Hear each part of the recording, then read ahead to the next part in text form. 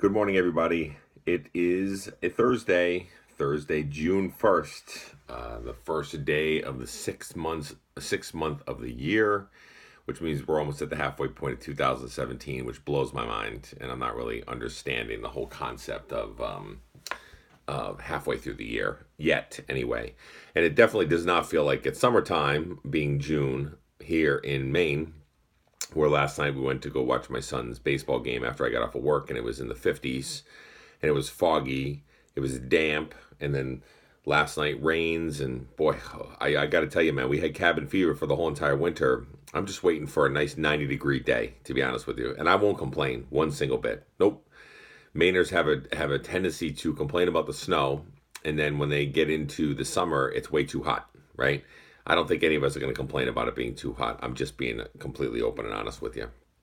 Okay, so this morning for Coffee Talk, I posted on the Connect boards was about an image that basically I was scrolling through, and I was trying to piggyback a little bit on top of what we talked about yesterday around making sure that we are celebrating in the fact that we are a masterpiece and a work in progress at the same time, and not to use the term work in progress in a way that we use it as an excuse to not achieve the things that we want to be able to achieve because we're a work in progress. Or when people compliment us, we deflect with, "Oh, I'm working on that," or anything like that, instead of embracing the great things that we're trying to be able to accomplish. So, with that being said, I wanted to find something else to be able to piggyback on top of what that was all about. And one of the things that I realized was, as I was scrolling, is that our past depicts a lot of what our future looks like. And for me, it takes a lot of work to be able to reframe our past, to be able to set ourselves up for success in the future.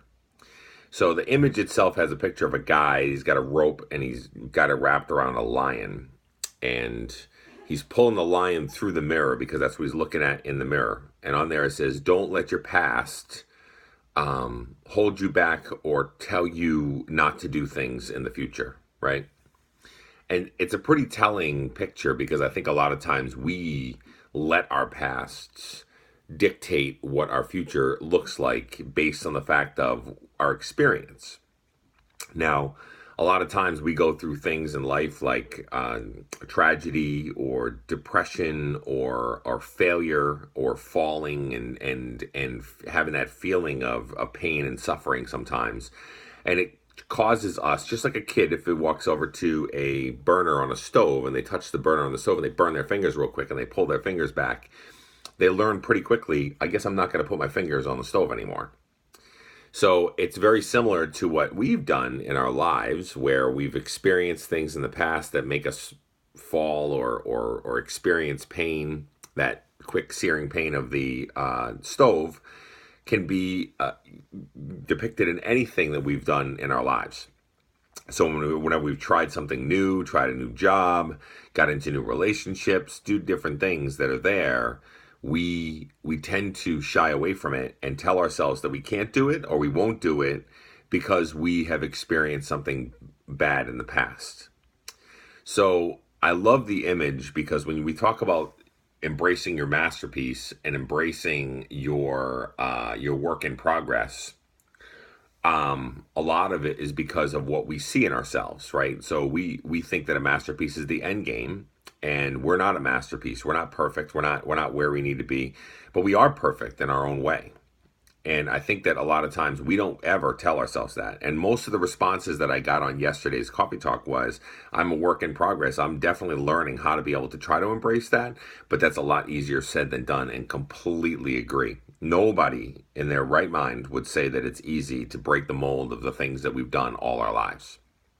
But the image that I had this morning was really telling when the guy was pulling this lion face vision of himself through the mirror, because the lion was the person that's fighting back on the things that we want to accomplish.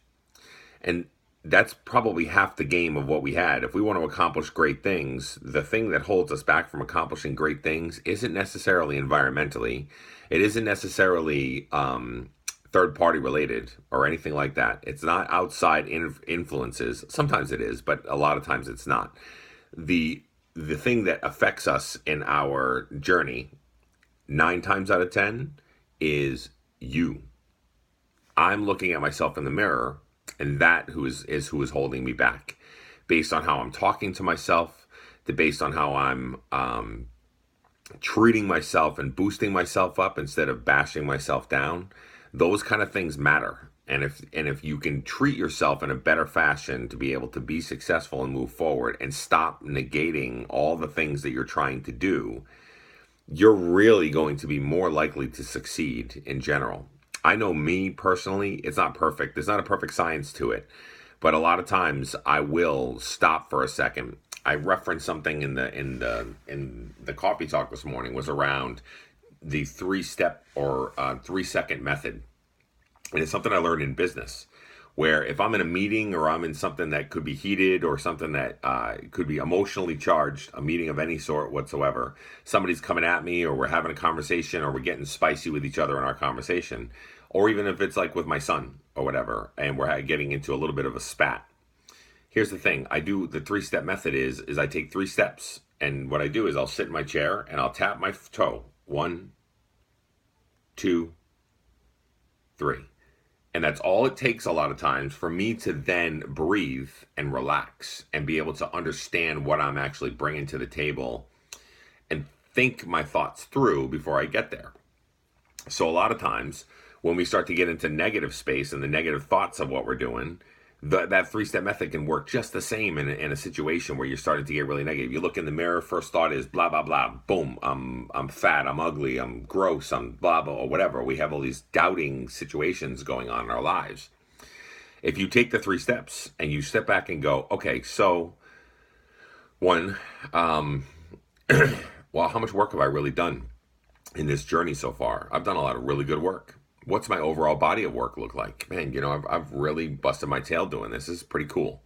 Or whatever other positive thoughts that you can do during those 3 seconds versus just going down the road of negativity and breaking yourself down and stopping you from being able to succeed in whatever it is that you want to accomplish. Okay. So that's one method. The other method is just do it. Right. The other method is don't even think about it. Just go and do it. Like if you're going to the gym and then you start thinking things through a little bit too much, don't do that either. Just go right in and do it. So there's a balance between the two. I'm talking about more about self-doubt and self-preservation and making sure you take the time to invest in yourself to remove the negative thoughts that your old body is still telling you that you're a part of. Okay. So have a great day today, guys. It's Thursday, June 1st. Let's kick off June with a great bang. And let's make sure we keep on investing in ourselves so that way we can invest in others and we can go out and make it happen today. Have a great one.